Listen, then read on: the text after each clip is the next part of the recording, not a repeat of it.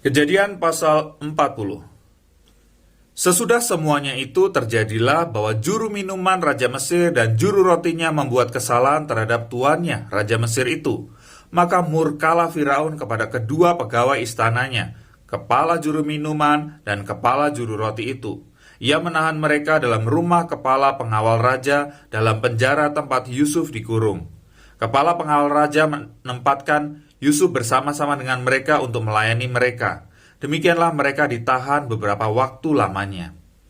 Pada suatu kali bermimpilah mereka keduanya, baik juru minuman maupun juru roti Raja Mesir, yang ditahan dalam penjara itu. Masing-masing ada mimpinya pada satu malam juga, dan mimpi masing-masing itu ada artinya sendiri. Ketika pada waktu pagi Yusuf datang kepada mereka, segera dilihatnya bahwa mereka bersusah hati. Lalu ia bertanya kepada pegawai-pegawai istana Firaun yang ditahan bersama-sama dengan dia dalam rumah tuannya itu, "Mengapakah kamu ini mukamu semuram itu?" Jawab mereka kepadanya, "Kami bermimpi, tetapi tidak ada orang yang dapat mengartikannya." Lalu kata Yusuf kepada mereka, "Bukankah Allah yang menerangkan arti mimpi? Ceritakanlah kiranya mimpimu itu kepadaku." Kemudian juru minuman itu menceritakan mimpinya kepada Yusuf, katanya, "Dalam mimpiku itu tampak ada pohon anggur di depanku. Pohon anggur itu ada 3 carangnya dan baru saja pohon itu bertunas. Bunganya sudah keluar dan tandan-tandannya penuh buah anggur yang ranum. Dan di tanganku ada piala Firaun. Buah anggur itu kuambil lalu kuperas ke dalam piala Firaun, kemudian kusampaikan piala itu ke tangan Firaun." Kata Yusuf kepadanya, "Beginilah arti mimpi itu. Ketiga carang itu artinya 3 hari. Dalam 3 hari ini Firaun akan meninggikan engkau dan mengembalikan engkau ke dalam pangkatmu yang dahulu, dan engkau akan menyampaikan piala ke tangan Firaun seperti dahulu kala, ketika engkau menjadi juru minumannya.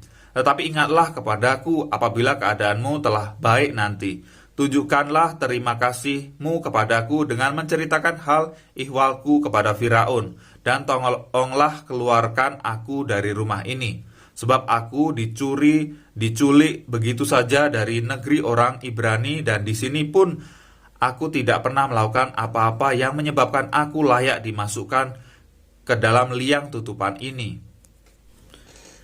Setelah dilihat oleh kepala juru roti betapa baik arti mimpi itu, berkatalah ia kepadanya, "Aku pun bermimpi juga.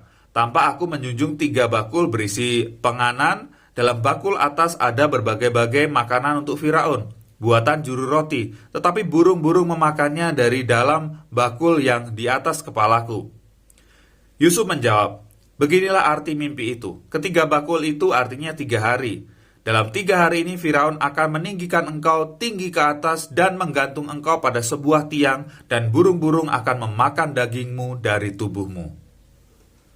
Dan terjadilah pada hari ketiga, hari kelahiran Firaun, maka Firaun mengadakan perjamuan untuk semua pegawainya. Ia meninggikan kepala juru minuman dan kepala juru roti itu di tengah-tengah para pegawainya. Kepala juru minuman itu dikembalikannya ke dalam jabatannya, sehingga ia menyampaikan pula piala ke tangan Firaun. Tetapi kepala juru roti itu digantungnya seperti yang ditakbirkan Yusuf kepada mereka. Tetapi Yusuf tidaklah diingat oleh kepala juru minuman itu, melainkan dilupakannya.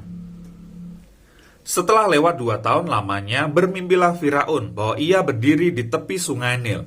Tampaklah dari sungai Nil itu keluar 7 ekor lembu yang indah bangunnya dan gemuk badannya, lalu memakan rumput yang di tepi sungai itu. Kemudian tampaklah juga 7 ekor lembu yang lain yang keluar dari dalam sungai Nil itu, buruk bangunnya dan kurus badannya, lalu berdiri di samping lembu-lembu yang tadi di tepi sungai itu. Lembu-lembu yang buruk bangunnya dan kurus badannya itu memakan ke-7 ekor lembu yang indah bangunnya dan gemuk itu. Lalu terjagalah Firaun. Setelah itu tertidur pulalah ia dan bermimpi kedua kalinya. Tampak timbul dari satu tangkai 7 bulir gandum yang bernas dan baik. Tetapi kemudian tampaklah juga tumbuh 7 bulir gandum yang kurus dan layu oleh angin timur. Bulir yang kurus itu menelan ke-7 bulir yang bernas dan berisi tadi. Lalu terjagalah Firaun. Agaknya ia bermimpi. Pada waktu pagi gelisahlah hatinya. Lalu disuruhnyalah memanggil semua ahli dan semua orang berilmu di Mesir. Firaun menceritakan mimpinya kepada mereka, tetapi seorang pun tidak ada yang dapat mengartikannya kepadanya. Lalu berkatalah kepala juru minuman kepada Firaun, "Hari ini aku merasa perlu menyebutkan kesalahanku yang dahulu. Waktu itu tuanku Firaun murka kepada pegawai-pegawainya dan menahan aku dalam rumah pegawai istana beserta dengan kepala juru roti. Pada satu malam juga kami bermimpi, aku dan kepala juru roti itu, masing-masing mempunyai mimpi dengan artinya sendiri. Bersama-sama dengan kami ada di sana seorang muda Ibrani, hamba kepala pengawal istana itu. Kami menceritakan mimpi kami kepadanya, lalu diartikannya kepada kami mimpi kami masing-masing.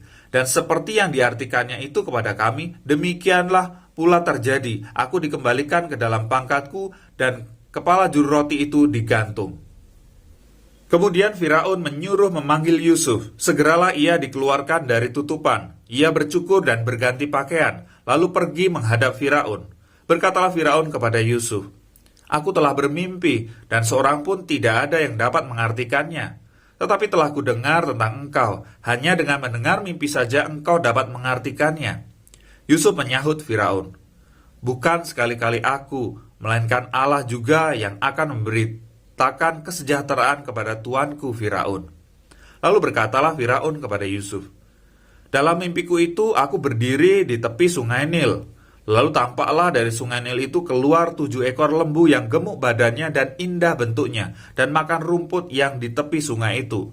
Tetapi kemudian tampaklah juga keluar 7 ekor lembu yang lain. Kulit pemalut tulang, sangat buruk bangunnya dan kurus badannya. Tidak pernah kulihat yang seburuk itu di seluruh tanah Mesir. Lembu yang kurus dan buruk itu memakan ke-7 ekor lembu gemuk yang mula-mula. Lembu-lembu ini masuk ke dalam perutnya. Tetapi walaupun telah masuk ke dalam perutnya, tidaklah kelihatan sedikit pun tandanya, bangunnya tetap sama buruknya seperti semula. Lalu terjagalah aku. Selanjutnya dalam mimpiku itu, kulihat timbul dari satu tangkai 7 bulir gandum yang berisi dan baik. Tetapi kemudian tampaklah juga tumbuh 7 bulir yang kering, kurus dan layu oleh angin timur. Bulir yang kurus itu memakan ke-7 bulir yang baik tadi.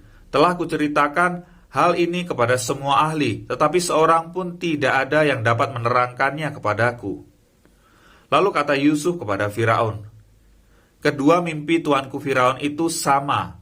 Allah telah memberitahukan kepada tuanku Firaun apa yang hendak dilakukannya. Ke-7 ekor lembu yang baik itu ialah 7 tahun, dan ke-7 bulir gandum yang baik itu ialah 7 tahun juga. Kedua mimpi itu sama. Ke-7 ekor lembu yang kurus dan buruk yang keluar kemudian maksudnya 7 tahun. Demikian pula ke-7 bulir gandum yang hampa dan layu oleh angin timur itu maksudnya akan ada 7 tahun kelaparan. Inilah maksud perkataanku. Ketika aku berkata kepada tuanku Firaun, Allah telah memperlihatkan kepada tuanku Firaun apa yang hendak dilakukannya. Ketahuilah tuanku, akan datang 7 tahun kelimpahan di seluruh tanah Mesir. Kemudian akan timbul 7 tahun kelaparan. Maka akan dilupakan segala kelimpahan itu di tanah Mesir, karena kelaparan itu mengurus keringkan negeri itu. Sesudah itu akan tidak kelihatan lagi berkas-berkas kelimpahan di negeri ini karena kelaparan itu, sebab sangat hebatnya kelaparan itu. Sampai 2 kali mimpi itu diulangi bagi tuanku Firaun, berarti hal itu telah ditetapkan oleh Allah dan Allah akan segera melakukannya. Oleh sebab itu, baiklah tuanku Firaun mencari seorang yang berakal budi dan bijaksana dan mengangkatnya menjadi kuasa atas tanah Mesir. Baiklah juga tuanku Firaun berbuat begini, yakni menempatkan penilik-penilik atas negeri ini, dan dalam ke-7 tahun kelimpahan itu memungut 1/5 dari hasil tanah Mesir. Mereka harus mengumpulkan segala bahan makanan dalam tahun-tahun baik yang akan datang ini, dan di bawah kuasa tuanku Firaun menimbun gandum di kota-kota sebagai bahan makanan serta menyimpannya.